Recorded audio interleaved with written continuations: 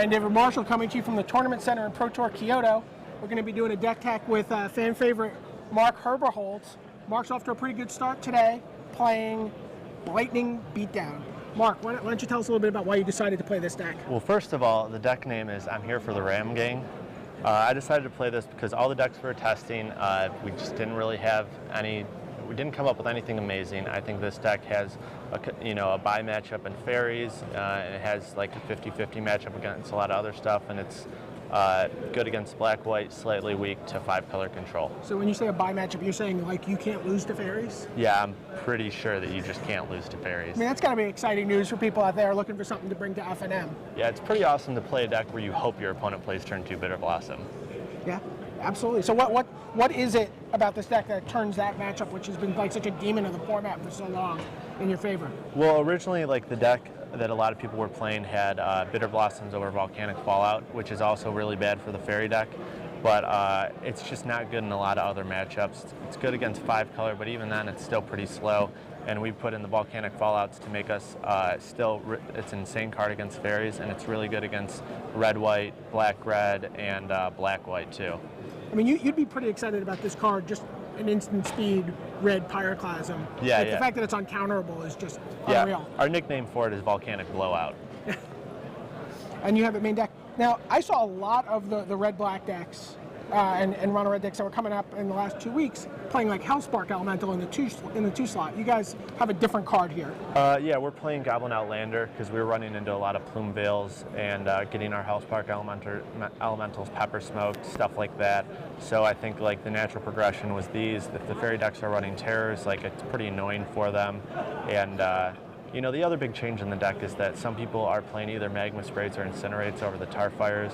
And I like a Tarfire over a Magma Spray because a lot of times you want to go to the head, and I don't think there's going to be a lot of kitchen things. And I like it over Incinerate because the 1 mana cheaper is like really relevant. You typically only want to kill a 2 toughness creature. Right, and it's one more way for your Auntie's Hovel to come into play. Which actually untapped. comes up a decent amount of the time.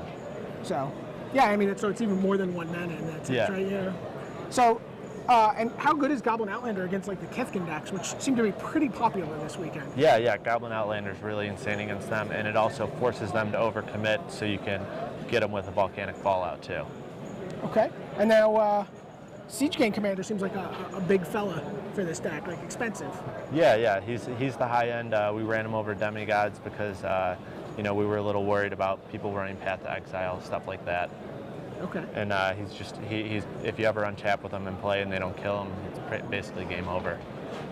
Okay. Now, also a card that I've seen in a lot of the post-conflux lists is Shambling Remains. Yeah, I mean, like the problem with Shambling Remains is we're just so clogged at the 3-drop spot. We have our Blightnings, our Flame Javelins, our Fallouts, and our Boggart Ram-Gangs, and it's just not better than any of these 4 cards. Boggart Ram-Gang having haste is just so largely relevant. Right.